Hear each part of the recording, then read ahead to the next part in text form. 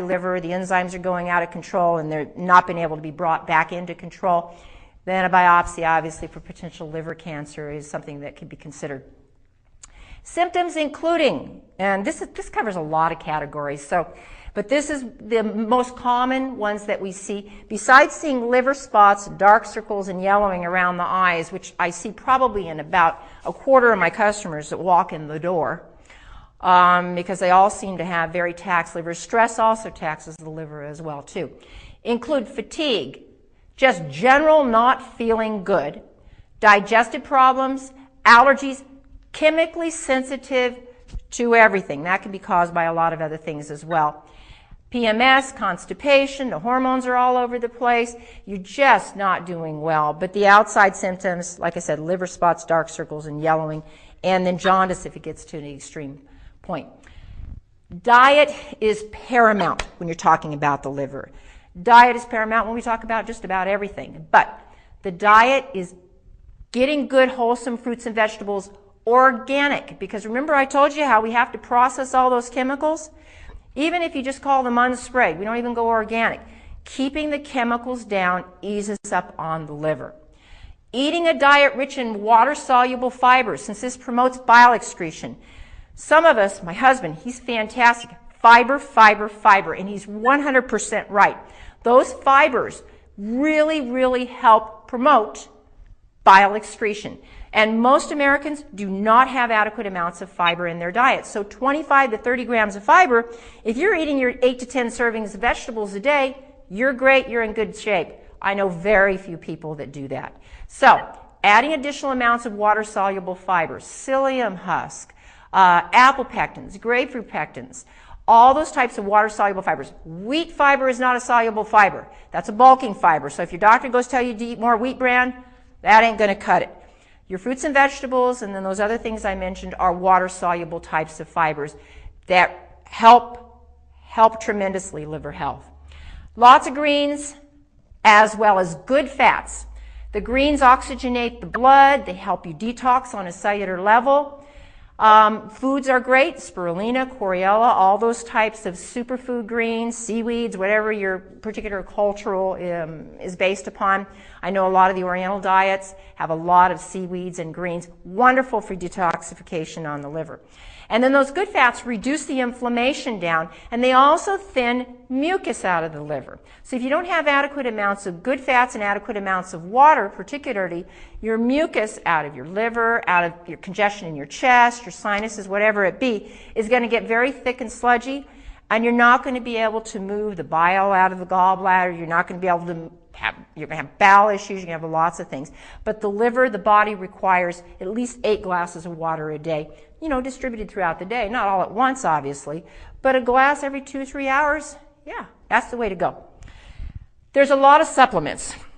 The ones I chose to list on here are the ones that I know have studies or are very well time tested. So if your doctor says there's no evidence to support these items, he or she is wrong. Some of these have studies that are 200 years old. So they're wrong because there's studies to back every single one of these, and a lot of them are fairly recent studies. Both American universities studied, European, Japanese, Chinese studies that are good, valid studies. Number 1, keeping those good fats in the diet. We mentioned that earlier. But if you don't like nuts, walnuts, almonds, pecans, avocados, add the flax oil. Add a clean fish oil. And I'm not talking about going down to the local grocery store and picking up the fish oil. We want a clean fish oil that's free of mercury, PCBs, and other chemical additives. Because then, once again, the liver's going to have to process all these chemical additives. So we want molecularly distilled, clean fish oils, Norwegian fish oils, good quality, mercury, PCB free. Choline methionine combinations, what we call lipotropics. We find not so much a reversal, like particularly for alcoholism, but a prevention of damage that alcohol can cause to the liver. Particularly methionine, choline helps methionine work well. It's an amino acid. Treats sluggish liver for some of those excessive estrogens, as well as for alcohol. It also is very helpful. There's a syndrome called Gilbert syndrome, which is due to heredity, that it can help alleviate as well. It'll say on there lipotropics, but you can buy these things individually as well. Very well studied, L-carnitine, also commonly called carnitine, 500 milligrams 2 to 3 times a day on an empty stomach. Carnitine's needed because it handles increased fatty, as I mentioned on here, fatty acid load produced by alcohol in particular. So, or high-fat diets or chemicals or sugars. It just helps that reduction on the liver, the stress on the liver.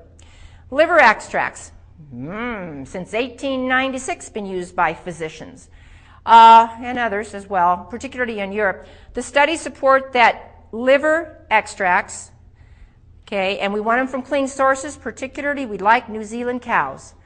American sources oftentimes are vaccinated, they're full of chemical exposures, or worming agents, everything. We want clean sources of liver extract. Promotes liver cell regeneration and scarring. Once again, studied since 1896. So I don't want to hear this bogus stuff about these things not being studied. Been around for a long time, a lot longer than drugs studied like Lipitor and that type of thing. Okay, N-acetylcysteine, glutathione. The body will produce that in combination with adequate amounts of vitamin C, fatty acids, and other chemical reactions in the body. But you can take N-acetylcysteine and glutathione if you know that you're going to have chemical exposure. If you're an auto mechanic or you're exposed to exhaust all day long, these are produced by the liver, but you can take them internally to help you deal with the environmental toxins that come into the body.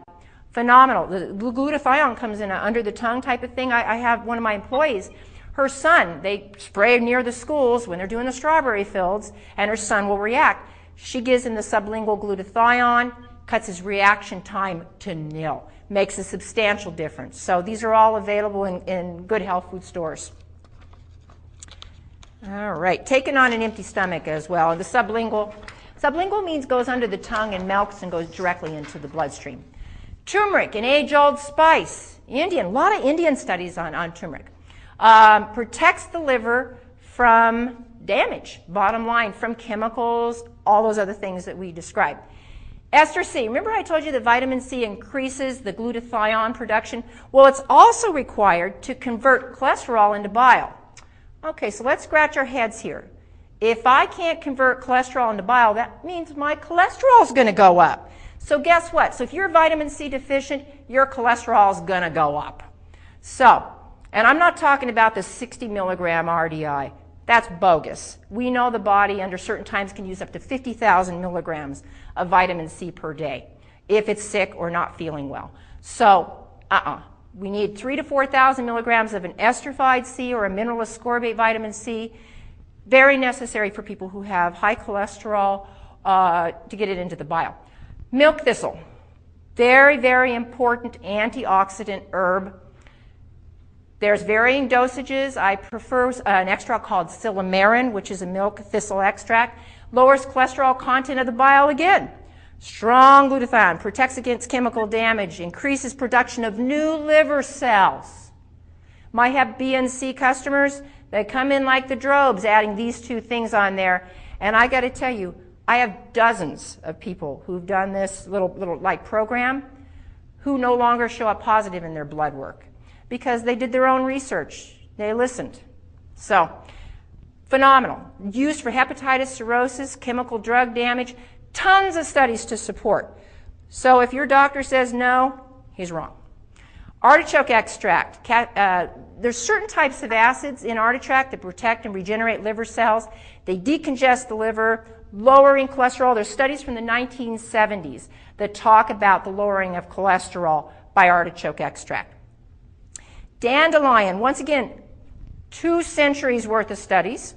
Pretty doggone good here. Enhances bile flow. It literally helps a contraction of the liver and the gallbladder to release the storage of bile. Like I said, used for centuries by Oriental medicine doctors and American Indian doctors. Alfalfa, alkaline the blood. D3. If you don't have D3, poor bile flow